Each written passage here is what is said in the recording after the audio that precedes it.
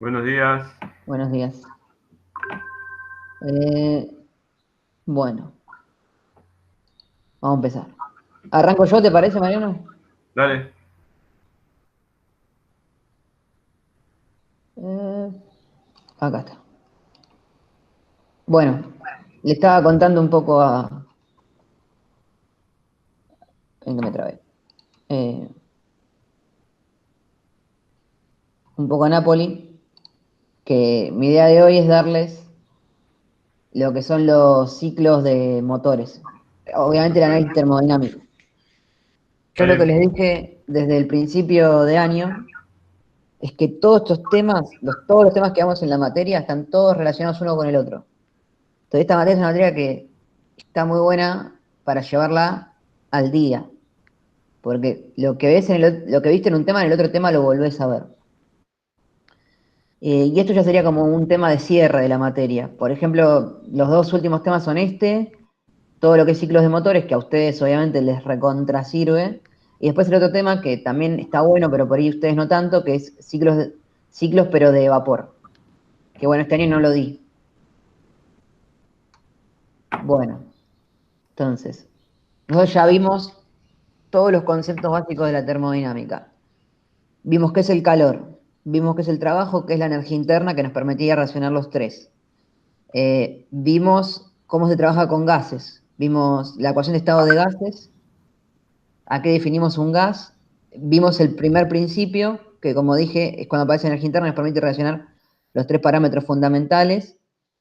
Después vimos el segundo principio, que el segundo principio ya define qué es lo que necesita una máquina térmica para funcionar. También ahí vimos que tiene que haber una fuente fría, una fuente caliente, y hay un fluido realizando un ciclo. Bueno, ya vimos qué es un ciclo, qué características tiene un ciclo. Bueno, y después vimos lo que era el rendimiento, que es lo que lo que obtengo respecto de lo que le entrego. Eso sirve para todo, pero en termodinámica, en una máquina térmica, va a depender del calor que yo le entregué y del trabajo que obtuve. ¿Está bien? Bueno, y vimos, de todos estos temas vimos un montón de cosas, pero todos estos temas, todo lo que vimos en estos temas se une en este. Entonces, ustedes ya estos ciclos los conocen, yo ahora se los voy a analizar desde el punto de vista de la termodinámica nada más. Bueno, los ciclos motores de gas, los ciclos reales son mucho más complejos que el que vamos a ver acá. El que vamos a ver acá va a ser un ciclo ideal, ¿está bien? Y el fluido que va a circular a través de este ciclo vamos a suponer que es aire frío. Se toma como aire frío en el ciclo ideal. Para poder hacer este análisis, se hacen estas simplificaciones o estas suposiciones que están acá, que les marqué. Todas las transformaciones son reversibles, es decir, puede volver a su estado original sin generar un cambio en el medio. La sustancia de trabajo es una masa de aire considerada como un gas ideal, entonces nosotros ya aprendimos a trabajar con gases ideales. Eh, el calor específico del aire no varía con la temperatura. El proceso de combustión es reemplazado por un proceso de transmisión de calor desde una fuente exterior y no hay intercambio de calor entre la sustancia de trabajo y las paredes del cilindro. Esto ahora, cuando veamos el ciclo, lo voy a mencionar. Bueno, todas estas consideraciones nos permiten analizar el ciclo, por ejemplo, el primero que vamos a ver es el ciclo Otto como un ciclo ideal. Ahora, ¿de qué sirve analizarlo como un ciclo ideal? Los valores que se obtienen son distintos, pero nos permite ver dónde se produce la mayor cantidad de pérdidas, porque yo puedo comparar el ciclo real con el ciclo ideal, los puedo superponer y ver en qué partes me estoy desviando del ideal, y entonces yo tengo que tratar de aproximar el real al ideal. Mientras más me pueda acercar al ideal, mejor va a ser mi rendimiento. ¿Se entiende esa idea? Sí, se entiende. Muy bien. Bueno, eso lo hice un poquito acá. Cuando tiene variación. Bueno, esto mucho no, es más historia. Este apunte se los voy a subir. Si quieren lo leen todos. Yo más o menos les fui marcando lo más importante. Bueno, esto creo que, exceptuando este gráfico, yo creo que este lo conocen. Y si no lo conocen, estamos en problemas. ¿Este lo vieron con vos, Mariano? Este de acá.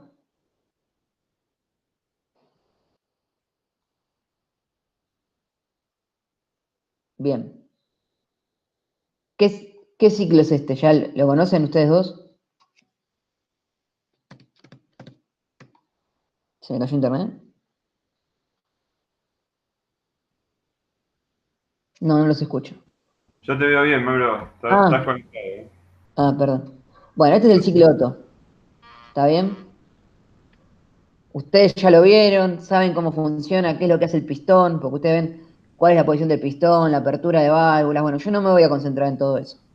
Yo me voy a concentrar en algunas cosas muy simples que son las que vinimos viendo hasta ahora. Por ejemplo, quiero que sepan qué tipo de transformación es cada una de estas, que las vimos en la unidad anterior. Por ejemplo, de 0 a 1, ¿qué transformación tengo?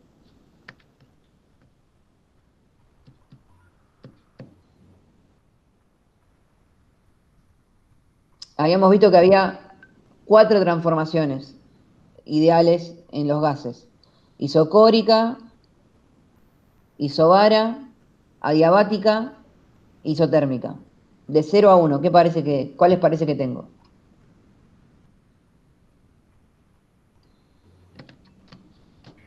No me, profe, no me acuerdo los nombres, pero es de presión constante. Bien, hay presión constante, muy bien. Entonces, esa es una transformación isobárica. El bar es la unidad de presión, entonces se dice isobárica, iso es constante, presión constante. ¿Ok? Bueno, entonces, en esta transformación que es isobárica, ¿qué pasaba en el ciclo? Para ustedes, así fácil, que no quiero una gran explicación, nada más qué es lo que estaba pasando en esta parte del ciclo.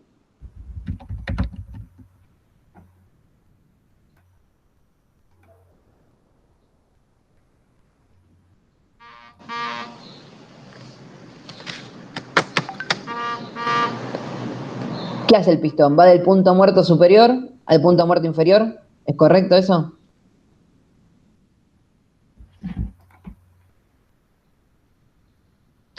Bueno, sí, va del punto muerto superior al punto muerto inferior.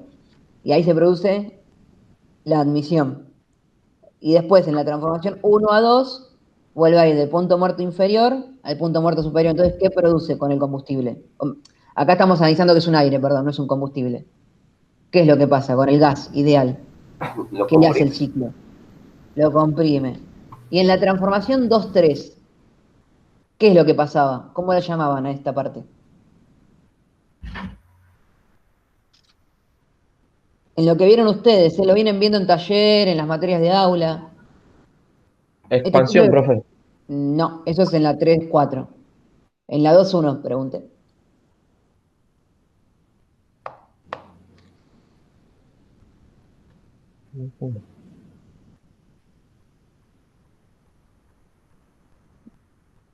Acá hay una flecha que está diciendo que el calor 1 entra al ciclo. Entonces, esto es lo que venía, si se acuerdan del segundo principio, yo para que toda máquina térmica funcione tenía que tener una fuente caliente, les dije, que va a entregar un calor, ese va a ser el calor 1, a mi máquina térmica, esta es mi máquina térmica, y con ese calor la máquina térmica va a generar un trabajo. Bueno, entonces si acá se está entregando el calor a la máquina térmica, ¿qué pasa de 2 a 1? Cuando salta la chispa, se produce la combustión. Ahí está la combustión. La transformación 2-1 es la combustión. Bien. ¿Y cómo es esta transformación? Si la miran, ¿qué me pueden decir? De volumen constante y aumenta la presión. Muy bien, es una transformación a volumen constante. Es una transformación a volumen constante en la cual se entrega la energía, la fuente caliente entrega la energía a mi máquina térmica. Esa energía es la que llamamos Q1. También esto lo vimos cuando vimos el segundo principio. Para que toda máquina térmica funcione, tiene que haber una entrega de calor de la fuente caliente a la máquina térmica. Ahora, yo les dije, se los expliqué, cuál era la fuente caliente en el ciclo Otto. ¿De dónde viene esa energía?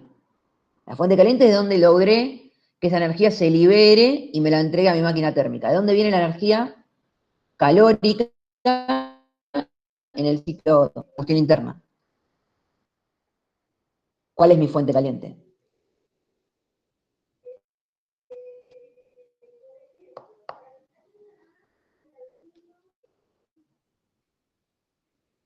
Arriesguen, ¿eh? No pasa nada si se equivocan.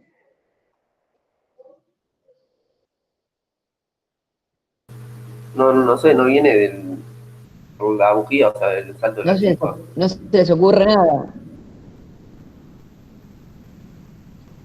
No te escuché, perdón. No sé, no viene del salto de la chispa. Bueno, el salto de la chispa produce la liberación. Es uno de los efectos que tiene que haber para que se produzca la liberación de energía.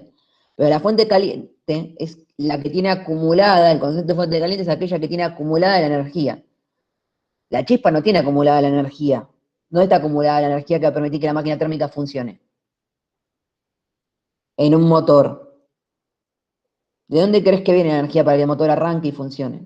Y del combustible.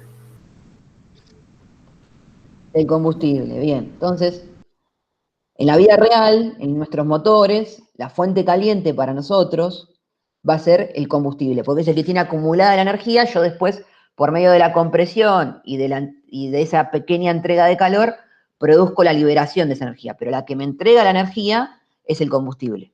¿Ok? Entonces, por medio de la combustión, yo voy a obtener una cantidad de energía que la llamo Q1. Y esa energía entra al ciclo, ¿está bien? Entonces, siempre que aparezca en un ciclo así, esta es la energía que entra al ciclo, ¿ven? Acá hay un área cerrada, el área cerrada, recuerden que es el trabajo, gráficamente. Esa energía entra al ciclo, y siempre la que viene de Q1 es la energía que entrega la fuente caliente. O sea, podemos decir que el medio le entrega a mi sistema. Bueno, acá se produce la expansión, tanto la compresión como la expansión. Fíjense en lo que dice acá, Q igual 0, quiere decir que son transformaciones adiabáticas, quiere decir que el calor es constante. Esta era una de las simplificaciones que había dicho cuando acá las escribió, que dice que no hay intercambio de calor entre la sustancia de trabajo y las paredes del cilindro. En el ciclo real, creo que lo vieron, Mariano, ¿el ciclo real lo vieron este año? Si no, el que viene lo van a ver. En el ciclo real saben que esto no es igual, esto Lo vimos, cambia. Pablo, pero tuvimos dos clases nada más. Es lo único que Ah, vimos. Y a bien. grandes rasgos. Bueno, van a ver que esto cambia y ahí se puede ver cómo son las pérdidas debido al calor que se pierde o que se va con transmisión a las paredes del cilindro. A ver, todo el calor que yo no aprovecho para transformar en trabajo es calor que perdí. Son pérdidas y disminuyen mi rendimiento. Acá la única pérdida que voy a tener es el calor que entrego a la fuente fría. Pero eso tiene que estar. Si eso no está, la máquina térmica no funciona. Un motor, si no entrega calor a la fuente fría, no funciona. Eso es uno de los conceptos principales del segundo principio, que es este esquemita de acá. ¿Está bien? Esto cualquier máquina térmica la tiene que cumplir. Tiene que haber un calor de la fuente caliente a la máquina térmica y un calor de la máquina térmica a la fuente fría. Si eso no está, esto no funciona.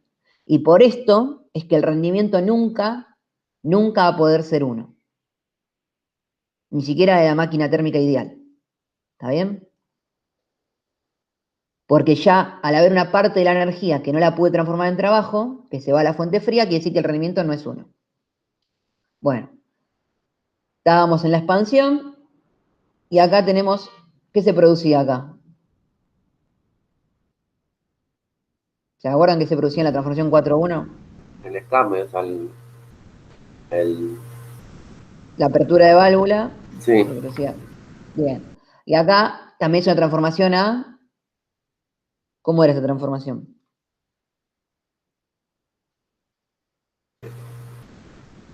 Es la misma que en la combustión. ¿Es una transformación de qué tipo?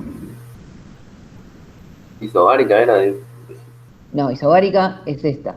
Ah, Esta es a volumen constante, isocórica. ¿Está ah, bien? ok. Bueno, entonces, el ciclo va a estar formado por transformaciones isobáricas, isocóricas y adiabáticas. ¿Ok? Esas son las transformaciones que vamos a tener en este ciclo.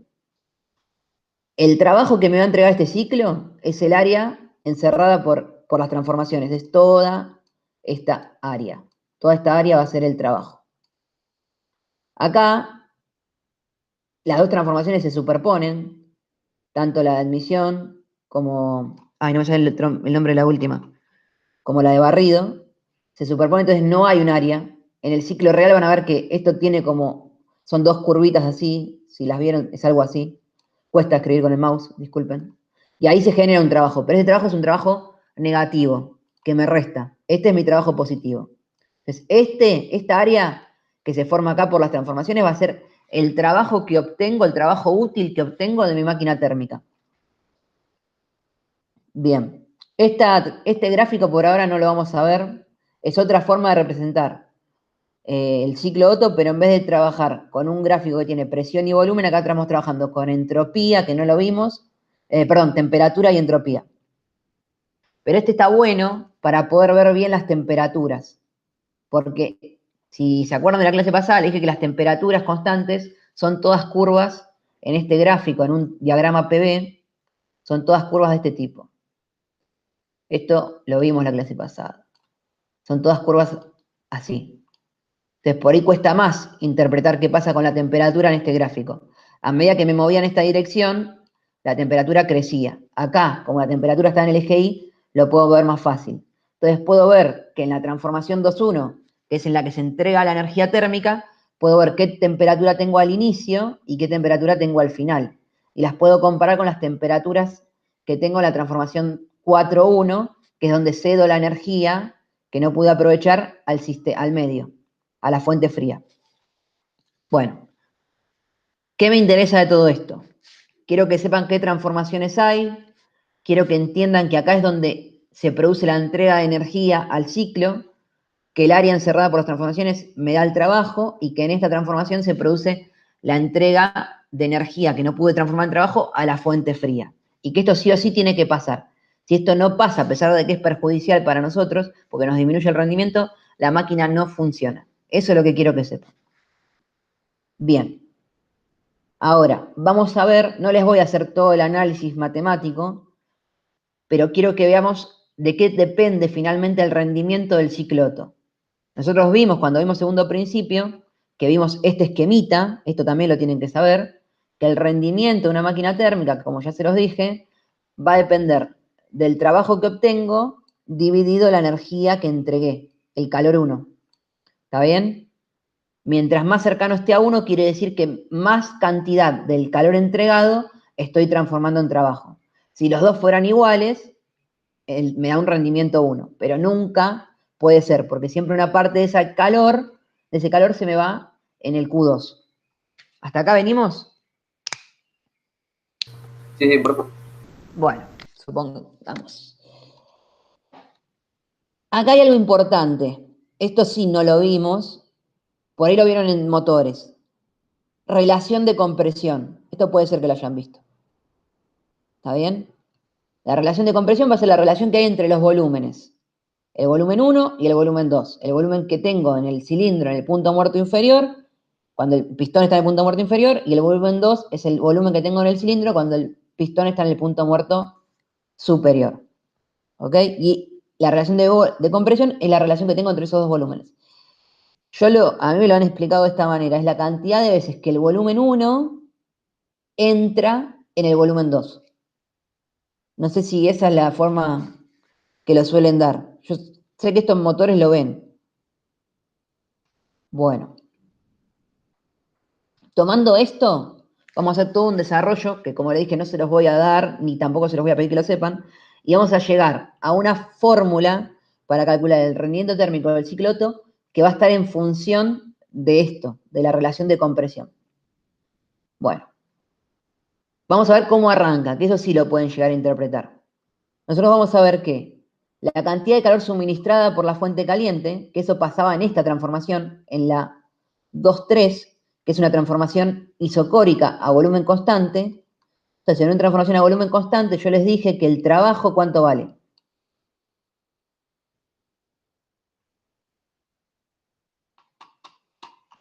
Cuando vimos trabajo, les dije que para haya trabajo de expansión o de compresión tenía que pasar algo. ¿Qué era? Bueno, si no se acuerdan, tiene que haber una variación de volumen. En una transformación isocórica no hay variación de volumen, entonces el trabajo es 0. Y si el trabajo es 0, el primer principio me queda que el calor es igual a la variación de energía interna. Entonces, en una transformación isocórica, el primer principio queda de esta forma: calor igual a variación de energía interna. Y es lo que está poniendo acá. El calor 1 y acá la variación de energía interna la calcula de esta manera. La calcula con la variación de temperaturas que hay en esa transformación por el calor específico del gas ideal que estoy trabajando.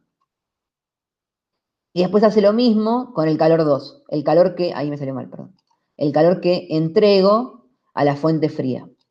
Entonces, los calores, las energías que entrego a mi máquina térmica y la energía que mi máquina térmica me entrega a mi sistema, va a depender de las temperaturas que hay en esa transformación, que son la que tengo acá y la que tengo acá, que son la T2, la T3, la T4 y la T1.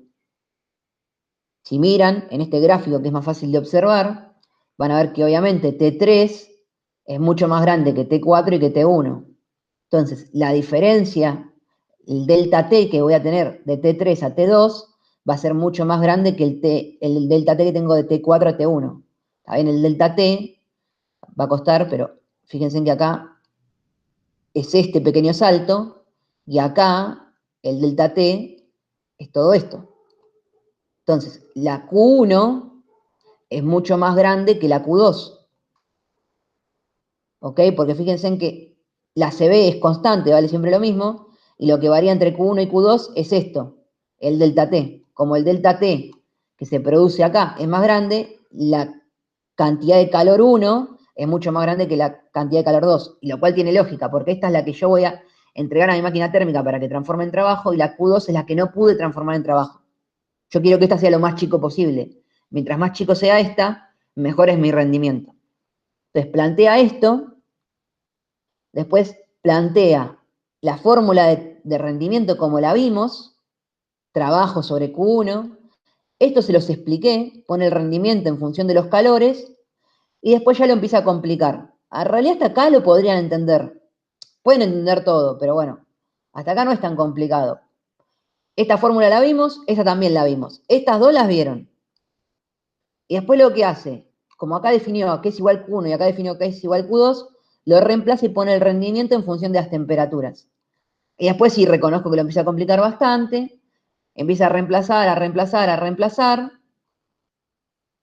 toma la relación de compresión, que ya les expliqué qué era, y termina llegando a esta fórmula. Entonces, yo quiero que nos quedemos con esta fórmula. Y un poco todo lo que dije anteriormente, ¿está bien? Esta primera parte sí quiero que la entiendan, porque quiero que sepan, si yo les pregunto de qué depende el Q1, la cantidad de energía entregada va a depender del salto térmico, del calor específico del aire o del gas que esté trabajando, por qué el Q1 es mayor que el Q2, entonces va a depender del salto térmico que hay en Q1 y del Q2, ¿está bien? ¿Por qué acá no hay energía interna? ¿Por qué acá no hay trabajo? Entonces, porque la combustión se produce a volumen constante, entonces el trabajo es cero. Esas son las cosas que quiero que sepan. Y ahora quiero que analicemos juntos esta fórmula. Se sumó alguien, esperen. Rodrigo Merino, un poco tarde. Hola. Bien.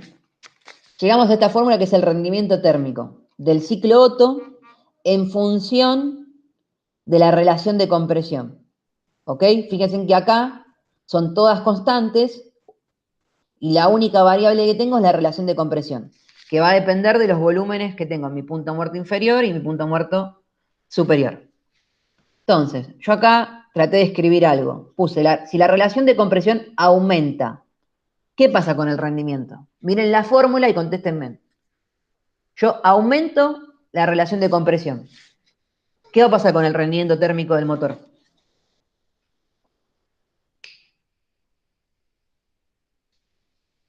¿Va a aumentar? ¿Va a disminuir? ¿Se mantiene constante?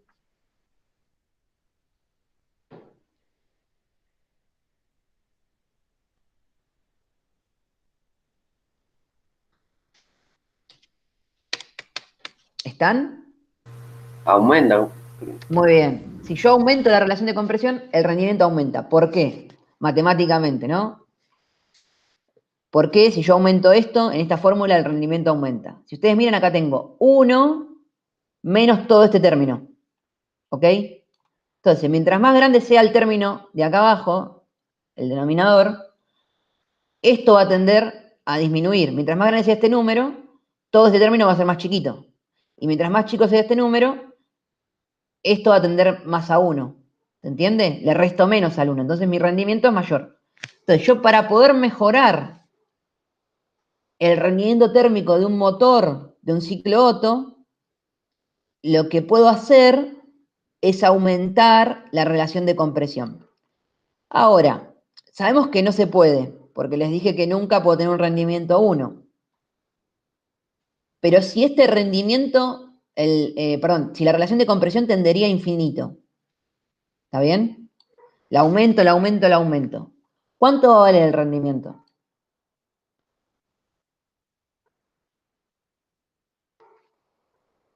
Si esto tiende a infinito, un número muy, muy grande. ¿Cuánto vale el rendimiento? Y lo más cercano a 1. Vale 1, porque si esto Sí. tiende a infinito, todo esto tiende a 0. Cuando yo divido por algo que tiende a infinito, esto tiende a 0 y me queda 1. No se puede, porque siempre una parte de la energía, ya les dije que la perdemos en la fuente fría. Pero ahora yo les digo, podríamos aumentar un montón la relación de compresión y siempre tener un mejor rendimiento. ¿Qué nos limita en la vida real? ¿Por qué no podemos aumentar infinitamente la relación de compresión? ¿Cuáles son los factores que los limitan? Eso lo vieron.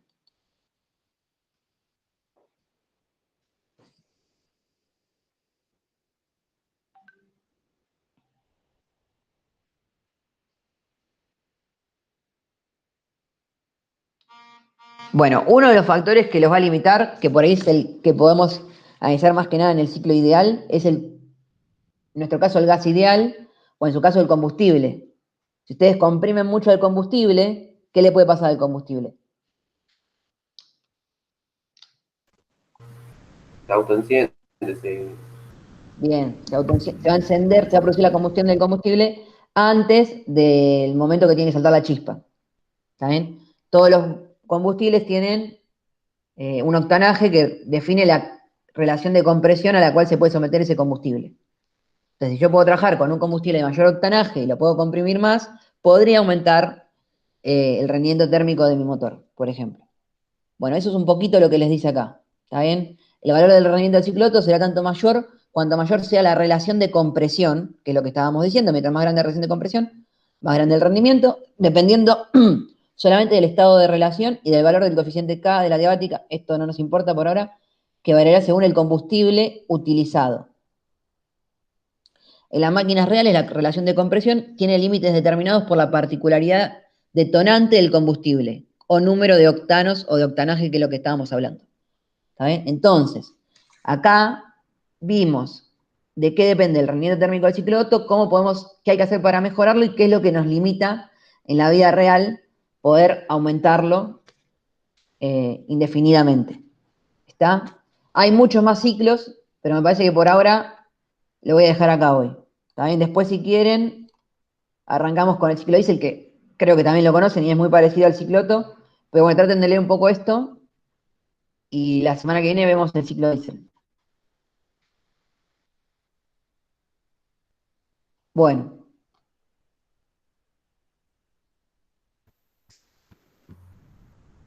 Ah, espera que dejo de compartir. Ah, se fue uno. Quedaron dos. Entró uno y salió uno, hicimos un cambio. Sí, sí, Para, sí. para el segundo tiempo. Está bien. Bueno, ¿están ahí, chicos? Hola, buen día, profe. Hola, Sí. Merino. Hola, profe. Bueno, vamos a hacer un breve resumen de la parte de motores diésel, que supongo que estuvieron viendo algo en el Classroom de taller, ¿no?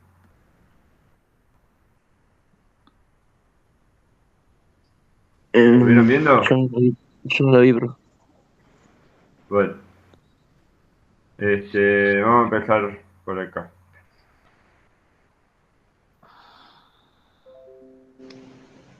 ¿Recuerdan el ciclo diésel, a diferencia del ciclo Otto? La gran diferencia es cómo se produce la combustión, ¿sí? En el ciclo Otto la combustión se hace por una chispa y en el ciclo diésel la combustión se genera por un calor que genera la compresión. ¿Está bien? Ahora voy a compartir la pantalla y vamos a ver. En el ciclo diésel tenemos el pistón que comprime el aire, ¿sí? Y el combustible se inyecta sobre el aire caliente y se enciende. Eso es lo primero que tenemos que saber. Vamos a ver acá.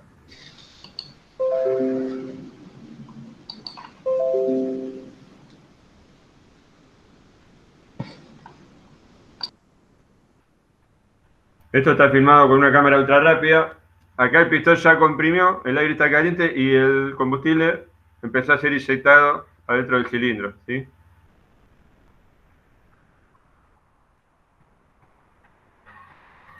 A medida que se fue inyectando y se fue introduciendo, o sea, fue entrando en contacto con el aire, el combustible se va a ir calentando hasta que va a llegar un momento que se va a inflamar.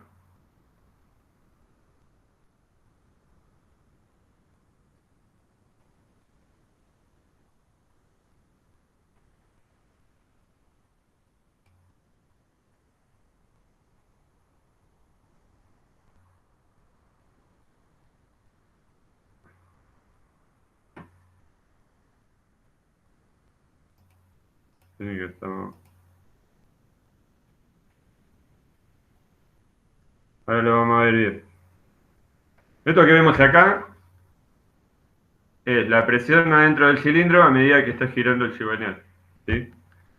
Esta curva que vemos acá es qué pasa con la presión del aire cuando no hay combustión, ¿sí? El pistón va subiendo, va comprimiendo, llega al punto muerto superior y empieza a aumentar el volumen y baja la presión.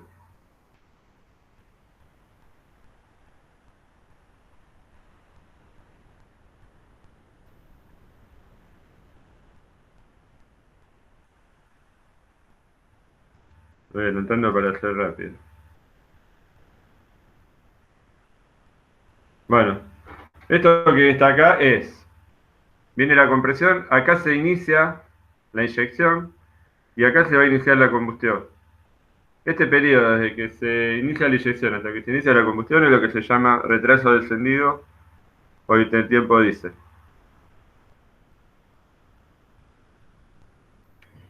Acá está congelada la imagen. Empezó la inyección, el combustible empezó a ingresar adentro del cilindro, se empezó a calentar y si ven acá se empezó a generar una llama, ¿sí? Esa llama lo que va a hacer ahora es propagarse a través del combustible. ¿Ven? Bueno, entonces empezó la inyección, se empezó a calentar el combustible y se inflamó. Cuando se inflamó, esa llama se propagó y ya tengo fuego acá adentro, ¿sí? Y ahora que tengo fuego sigue entrando combustible. Ese combustible ya se quema por propagación de llama, no por calentamiento. ¿Está bien? ¿Se entiende?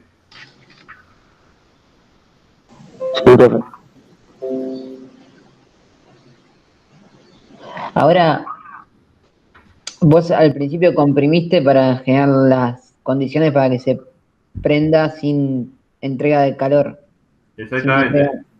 Ahora lo vamos a ver un poquito, pero esa compresión lo que hace es aumentar la temperatura. ¿Está Claro. bien? Yo Y estoy adelantando el video porque dura 25 minutos, pero bueno, esto está muy claro. Yo estoy comprimiendo acá, ¿sí? Cuando llegué acá empecé a inyectar el combustible, pero sigo comprimiendo. Entonces la temperatura de ese aire se fue aumentando. Entonces el combustible que entró se fue calentando y acá empezó la combustión. Cuando empezó la combustión, empezó a subir la presión, ah, ¿sí? Este es el mismo diagrama que les mostró Mauro del ciclo, nada más que está en función de los grados de giro del cigüeñal. ¿Está bien? Pero bueno, acá se está achicando el volumen y está aumentando la presión. Está acá. Este es el punto muerto superior. ¿Ah? Bueno, lo que me interesaba era que vean el proceso de cómo se genera la combustión. ¿Está bien? Ahora nos vamos a meter en la parte teórica. Vamos a salir de acá y vamos a compartir esto. Este es el mismo diagrama de recién. ¿Está bien? Estoy comprimiendo, ¿sí? Y acá tengo el punto muerto superior. Perdón. Acá está el punto muerto superior. ¿Está bien? Bueno. Desde que acá hasta acá es el tiempo que se inició la inyección hasta que empezó la combustión. Ese tiempo se llama Intertiempo. intertiempo diésel o retraso descendido, ¿sí? Es el tiempo de calentamiento del combustible. El desafío de los motores diésel es reducir ese tiempo lo más que se pueda. ¿De qué depende ese tiempo? Depende del punto de inflamación del combustible, que tengo que tratar de bajarlo. Depende de la temperatura final de compresión. Va a depender muchísimo de qué tan pulverizado esté el combustible, ¿sí? Para que el combustible se caliente y se combustione más rápido, las gotas tienen que ser lo más finitas que se puedan, ¿sí? Eso es lo que llamamos pulverización. Pero tengo un problema, si la hago muy finita, las gotitas, pierden lo que se llama la penetración. ¿Vieron cuando vimos en el video que ese chorro llega hasta el fondo del cilindro? ¿Sí? O sea, si yo miro el chorro acá, el chorro de combustible llega hasta acá, ¿sí? Si yo hago una pulverización muy finita, no va a llegar a todos los lugares del cilindro. Dependiendo también del tamaño del motor. Piensen que hay motores diésel que tienen pistones de hasta 1 metro de diámetro, ¿no? Pero bueno, favorece la reducción del intertiempo la pulverización del combustible. Eso hace que la gasificación se produzca más rápido.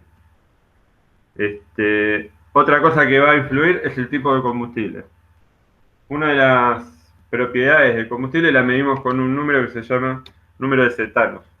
El número de cetanos de un gasoil nos da la inflamabilidad del gasoil, ¿sí? Cuando un gasoil tiene un número de cetanos elevado, quiere decir que es más inflamable. ¿Qué quiere decir que es más inflamable? Que lo tengo que calentar menos para que inicie la combustión, ¿sí? Entonces, es un punto importante para saber. Así como en la nafta tenemos el número de octanos, que es la capacidad antidetonante, en el gasoil buscamos exactamente lo contrario. Buscamos inflamabilidad. ¿Está bien? Eso se mide con el número de cetano. Entonces, me conviene que el motor esté lo más caliente posible, que el aire esté caliente, que las paredes del cilindro estén calientes, para tener una buena temperatura de compresión. Me conviene una buena relación de compresión. Cuando los motores diésel pierden compresión, es muy difícil hacerlos arrancar. Me conviene un gasoil con elevado número de cetanos, me conviene una buena pulverización. Bueno, esas son las cosas a las que apuntamos con el motor diésel, ¿sí? Fundamentalmente. ¿Por qué queremos reducir ese intertiempo? Porque cuando más sea ese intertiempo, mayor cantidad de combustible vamos a tener en el cilindro. Entonces, la combustión va a ser más violenta. Esa autoinflamación, a mayor cantidad de combustible, es mayor cantidad de combustible que se quema al mismo tiempo. Eso es el famoso golpe diésel, ¿sí? Entonces yo tengo que tratar de reducir ese golpe diésel. ¿Qué logro reduciendo el golpe diésel? Bueno, primero que nada, reducir el ruido. Pero además reducir el impacto sobre las piezas del motor. Si yo reduzco ese impacto, las piezas del motor las puedo hacer más livianas. Y si las piezas del motor son más livianas, ese motor va a tener un mejor funcionamiento, ¿sí? Eso fundamentalmente.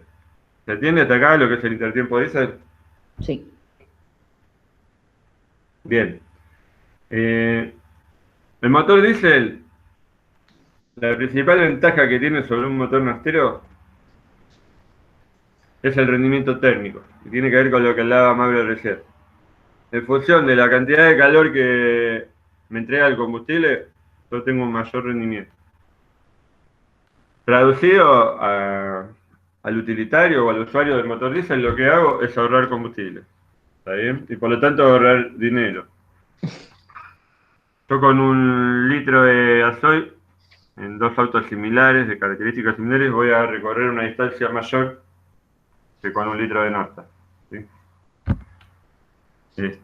Bueno, vamos a ver ahora.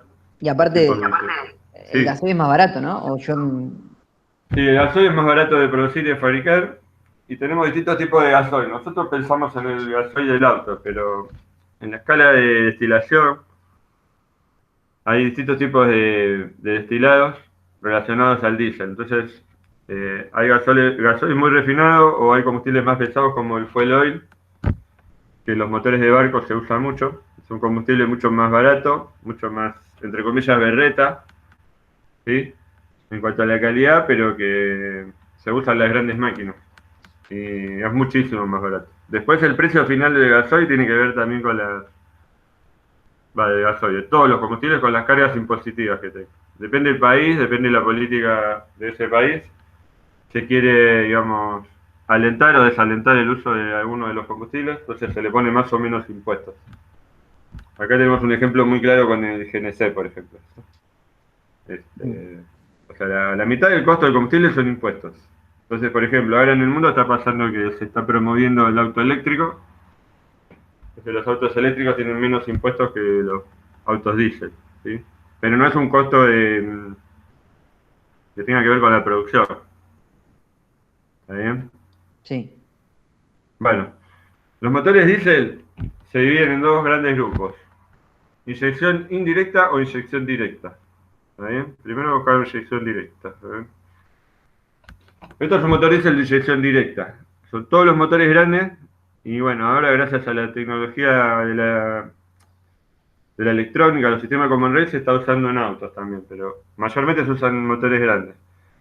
El combustible se inyecta directamente sobre la cámara de combustión. Y la cámara de combustión está realizada en la cabeza del pistón.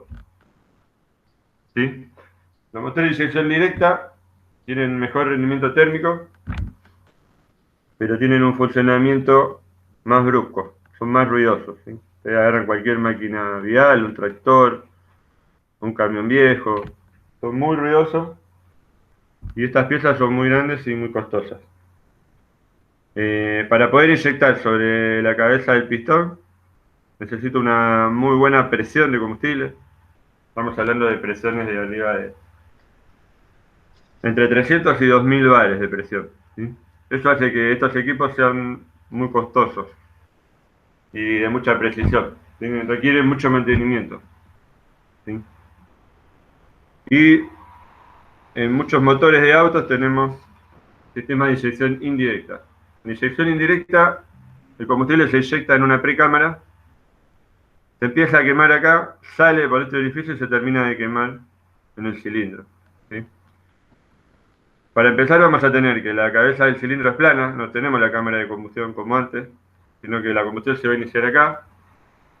Lo que va a pasar es que va a inyectar el gasoil acá, se va a empezar a quemar, pero no se puede quemar todo porque no hay cantidad de oxígeno suficiente o de aire. Entonces, ese combustible que se está quemando va a salir por este orificio como si fuera un soplete y va a entrar a la cámara, al cilindro. Y ahí va a entrar en contacto con aire fresco y se va a terminar de quemar. Entonces la combustión acá es mucho más progresiva. Por lo tanto, este motor tiene menor golpe de diésel, es menos ruidoso, pero tiene menor rendimiento térmico. ¿Está bien? Bueno, dijimos que había dos grandes grupos, inyección directa e indirecta. El indirecta son estos que tienen precámaras o antecámaras. Y una gran diferencia es que los motores de inyección indirecta sí o sí necesitan esto que está acá, que es una bujía de precalentamiento. ¿Sí? Cuando el motor está frío, la temperatura final de compresión no es tan elevada en estos motores. Y sí o sí necesito, para que puedan arrancar, un punto incandescente que caliente esta zona para favorecer la combustión. Estas bujías van a funcionar solo cuando el motor está frío. Una vez que el motor alcanzó la temperatura, se apaga. ¿Está bien? Un detalle importante. ¿Por qué la temperatura final de compresión es más chica en estos motores? Hay una cosa que se llama relación superficie-volumen. ¿Sí? Dependiendo de en qué volumen yo cierro el aire, voy a tener distintas superficies. Entonces, el cuerpo que tiene para contener un volumen determinado, la menor superficie es una esfera. ¿Sí? Este sistema, que es bastante complejo, tiene toda esta superficie acá, más la superficie del cilindro, la cabeza del pistón. Tiene mucha superficie. ¿Qué implica que tenga mucha superficie? que cede mucho calor, el aire que está comprimido a través de esa superficie. Toda esa superficie es metálica, entonces todo el aire que se está calentando está cediendo calor por esa superficie. ¿Qué quiere decir? Para simplificar. Como esta cámara tiene mucha superficie, por más que yo comprime el aire, la temperatura final de compresión es mucho menor que en el caso de un motor de inyección directa. Eso hace que no llegue a generar la temperatura para que el gasoil se autoinflame.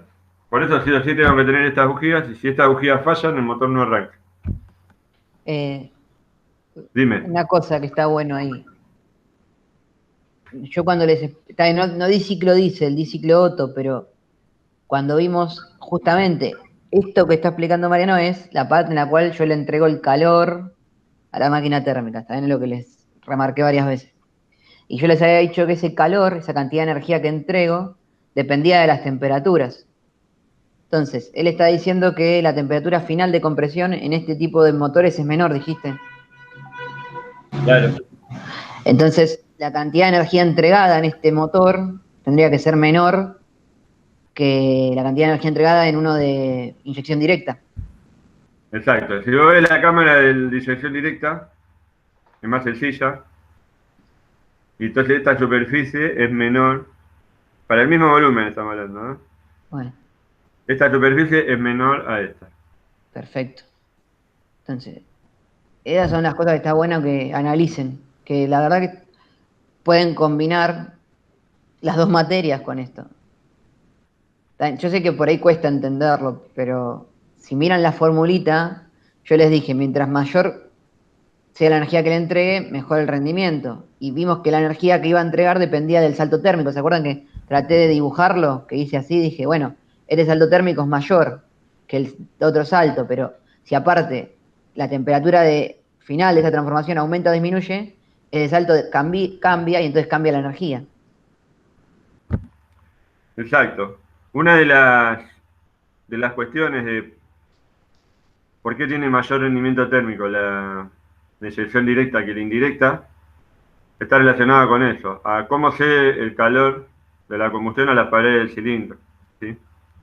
O sea, ustedes tienen un calor acá que se va a transformar, una parte se transforma en trabajo y otra parte se cede al ambiente de distintas maneras. Bueno, cuanto menor calor yo pueda ceder al ambiente, más trabajo voy a poder realizar. Entonces, si la superficie del volumen es menor, se disipa menor calor, voy a tener un mejor rendimiento térmico.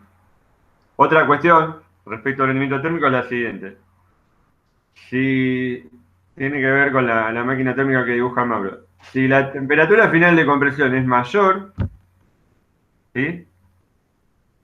Las paredes del cilindro van a estar más calientes, el pistón va a estar más caliente, entonces la combustión va a ceder menos calor a través de las paredes, ¿sí?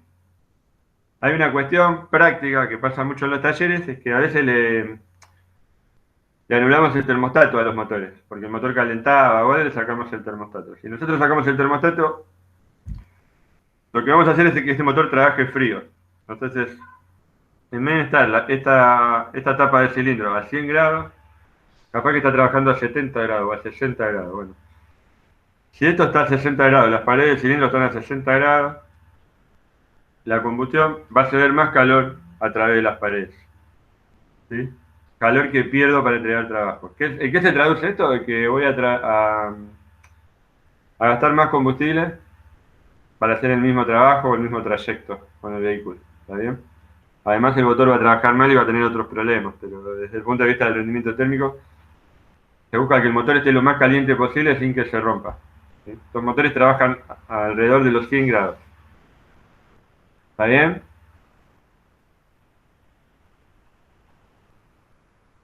¿Están ahí? Sí, sí, sí. Sí, sí, profe. Perfecto. Bueno, una cuestión importante que no les dije. Cuando nosotros vimos el ciclo Otto, vimos que había una mezcla estequiométrica, que era 14:7:1, ¿sí? Yo tenía una proporción de aire y nafta, 14:7 partes de aire por una de combustible, ¿sí? Y cuando yo aprieto el acelerador, lo que hago es aumentar la cantidad de mezcla, ¿sí? ¿Se acuerdan de eso?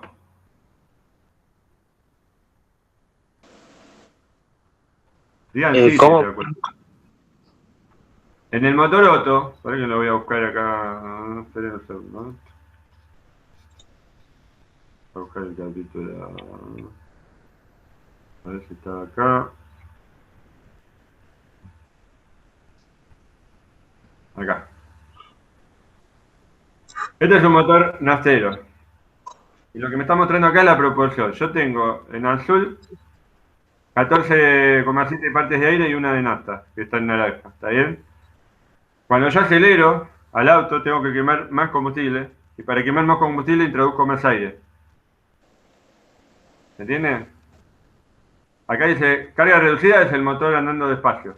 Y acá lo aceleré. ¿Y qué hice? Le metí más mezcla, más aire y más combustible. Estoy hablando de un motor naftero. ¿Se entiende esto? Sí, sí. Para quemar más combustible, introduzco más aire. Pero la proporción de aire y combustible es siempre la misma. ¿Sí? Relativamente la misma. 14,7 partes de aire por una de combustible. ¿Está bien? Estoy hablando del motor naftero. En el motor diésel pasa algo totalmente distinto. Yo no tengo mariposa para acelerar. La cantidad de aire va a ser siempre la misma. Es este volumen celeste que ven acá. Lo que yo hago en un motor diésel es inyectar más combustible adentro del cilindro. Pero siempre tengo la misma cantidad de aire. ¿Está bien? Entonces, lo que estoy variando es la proporción de aire y combustible. O sea, en el motor nastero la proporción es la misma. ¿Viste cuando vas a hacer una torta chica o una torta grande? ¿Qué haces? Pones más harina y pones más huevo. ¿Sí? Eso es lo que haces en el nastero. Haces una torta para 4 personas, para 8, para 16, aumentás en la misma proporción todos los ingredientes. En el motor diésel no pasa eso. La cantidad de aire es siempre la misma y yo voy agregando cada vez más combustible. ¿Eso qué quiere decir? Que acá la mezcla es muy pobre y acá se va enriqueciendo. ¿Está bien? ¿Sí? Sí. Bueno. ¿Hasta dónde puedo ir aumentando la cantidad de combustible en un motor diésel? ¿Cuál es mi límite? Mi límite es cuando me empieza a salir humo negro en el escape. Si yo empiezo a tener en el caño escape humo negro, ese humo negro es combustible sin quemar. ¿Sí? Entonces, yo puedo ir aumentando la cantidad de combustible hasta que empieza a salir humo negro en el escape. Si sale humo negro, ahí llegué al límite. Eso se llama límite de humos. ¿Está bien? Ahí voy a obtener la máxima potencia del motor con un correcto funcionamiento. Si yo le sigo agregando combustible, va a salir humo negro, el motor va a crear un poco más de potencia, pero ese combustible sin quemar me lo va a arruinar el motor. Porque ese combustible sin quemar genera hollín, genera carbón, genera partículas abrasivas, genera puntos incandescentes. Además que me va a generar una elevada contaminación, ¿sí? Pero bueno, fundamentalmente me va a arruinar el motor. Entonces, en un motor diésel yo puedo ir aumentando la cantidad de combustible hasta que empieza a salir humo negro por el escape. Ese humo negro es indeseado, así que ahí es el límite. ¿Se entendió? Sí, profe. Sí. Bien. Vuelvo al anterior. Entonces, resumiendo, yo necesito una buena temperatura final de compresión, inyecto el combustible se empieza a quemar. Desde que inyecto hasta que se empieza a quemar, hay un periodo, se llama intertiempo o retraso de encendido. Ese periodo hay que achicarlo, para achicarlo el motor tiene que estar caliente, el gasoil tiene que estar finamente pulverizado, ¿sí? El equipo de eyección tiene que estar en óptimas condiciones. Y por otro lado dijimos que había dos grandes grupos de motores diésel, inyección directa o indirecta. El que mejor rendimiento tiene es la inyección directa, pero la combustión es más brusca. La inyección indirecta tiene menor rendimiento, pero la combustión es más suave. La inyección indirecta requiere bujías de precalentamiento, sí o sí para arrancar. Y bueno, fundamentalmente la diferencia también es, para la inyección directa, Yo necesito, esperen que le voy a mostrar a ver si tengo acá.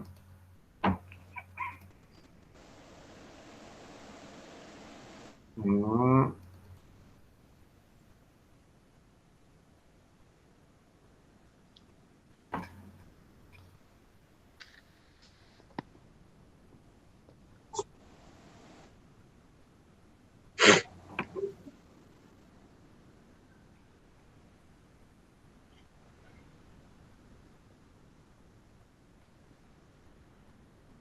Bueno, no me acuerdo, pero vamos a probar con este.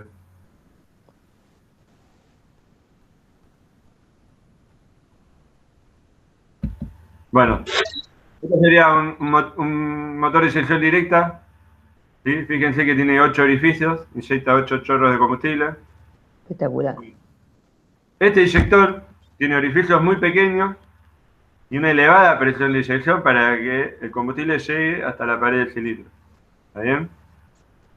Entonces, este inyector es muy costoso porque es de muy difícil fabricación. El equipo de inyección, lo que sería la bomba inyector y todo eso, es muy costoso porque trabaja con elevadas presiones. En cambio, el motor de inyección indirecta, volvemos acá, es un inyector que tiene un solo orificio que inyecta un solo chorro hacia acá, ¿sí? A una distancia más corta. Entonces, esto trabaja con una presión de inyección menor, con una bomba rotativa y con inyectores más fáciles de construir. Entonces, el equipo de inyección es mucho más barato. Entonces, en los autos se tendría a usar a esto y en los motores grandes se tendría a los equipos de inyección directa. ¿Está bien? ¿Vamos bien hasta acá? Sí, profe. Bien. No, todo esto no.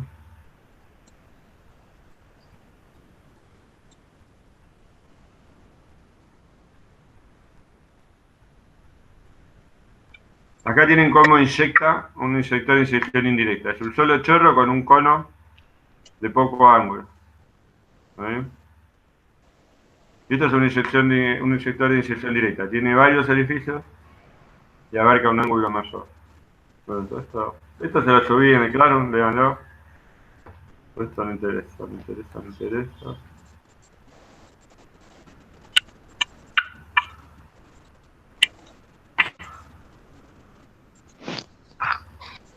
Esto es el funcionamiento interno de la bomba, que no lo vamos a ver.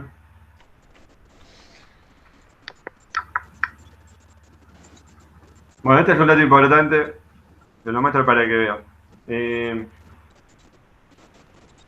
Mauro les habló del ciclo diésel, les habló de los calores, les habló del rendimiento térmico, yo les hablé de cuánto calor, digamos, se entrega por las paredes del cilindro y eso. Bueno. Como el motor diésel tiene un mayor rendimiento térmico y cede menos calor a las paredes del cilindro, un problema que tiene el motor diésel es que tarda bastante en calentar, en llegar a la temperatura de funcionamiento. Entonces, muchos motores diésel modernos, que son muy eficientes, tienen dispositivos como estos, que son unas bujías o unos resistores eléctricos, para calentar el motor cuando empieza a funcionar. ¿Está bien? ¿Qué quiere decir eso? El motor está andando, como hace mucho frío, estamos hablando de temperaturas bajas, ¿no? 5 grados, 0 grados, 5 grados bajo cero. Al motor le está costando un montón levantar temperatura. Entonces lo tengo que calentar de otra manera. Y eso no me pasa con el naftero. ¿Cuál es la diferencia entre el naftero y el diésel? Bueno, el calor que estamos entregando a la pared del cilindro. ¿Está bien? Y eso es una ventaja desde el punto de vista del aprovechamiento del combustible, porque estoy usando mucho más el calor de la combustión para generar trabajo, pero a la vez no estoy pudiendo calentar el motor. ¿Sí? El motor termina calentando, pero para distancias cortas, si yo hago, no sé, 3, 5, 8 kilómetros, el motor está frío. ¿Sí? Y tengo otro problema fundamental. Si el motor no calienta, no me va a andar la calefacción. Si no me anda la calefacción, no la voy a pasar bien. ¿Sí? Nosotros en Buenos Aires no tenemos mucho problema, querido. Tengan en cuenta que hay regiones del país o regiones del mundo que están en temperaturas en invierno 15 a 20 grados bajo cero. Ir en un auto a 15 o 20 grados bajo cero es como estar adentro del freezer de nuestras casas. ¿Está bien? Entonces, parece una pavada, parece una cuestión de confort, pero no es una cuestión de supervivencia. ¿A cuánto tiempo aguantarían ustedes adentro de la heladera del freezer? ¿Sí? Piénselo de esa manera, digamos. Bueno, realmente es un problema. Si a mí yo me quedo varado en un lugar, temperaturas de 15 grados bajo cero, y se me queda el auto, yo tengo horas de vida, digamos, si no me vienen a rescatar. O sea, parece un tema menor, pero no lo es. ¿Sí? Así que bueno, nada. Respecto a la combustión y eso, veamos que tengo dispositivos para calentar el motor porque el calor de la combustión no alcanza. ¿Está bien? Y esto en un acero no lo necesito. Bueno, les quiero mostrar algo más. Terminamos por hoy. No sé si era este.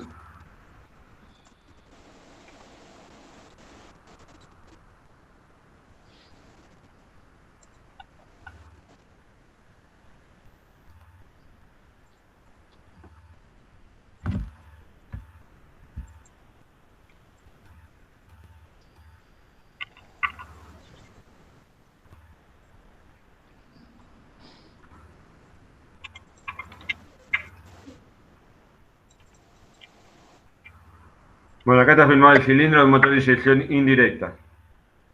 ¿Sí? Acá está saliendo el combustible de la precámara.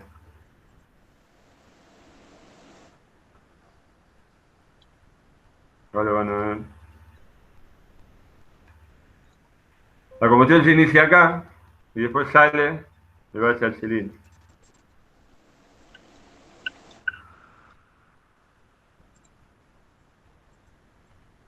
¿Se ven los dos ciclos? Sí, profe. Ahí tenemos la combustión. Expansión, escape, admisión, compresión. Y ahí se inició la combustión. Se termina de quemar en el cilindro. ¿Está bien?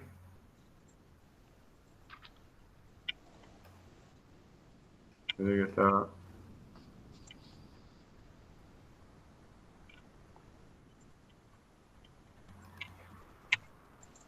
Bueno. Algunos videos de estos van a quedar en el claro después para que los vean tranquilos.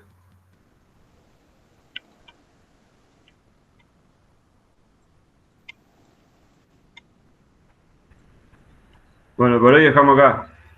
¿Está bien? Bueno, profe. Listo, esto queda grabado, lo subimos al claro. Y después no tiene un cuestionario. ¿Sí? Cualquier cosa me pregunta. ¿Vale?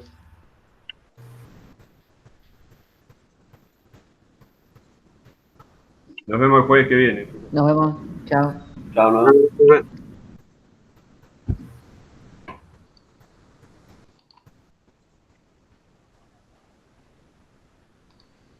Dame un segundo. Y ya está.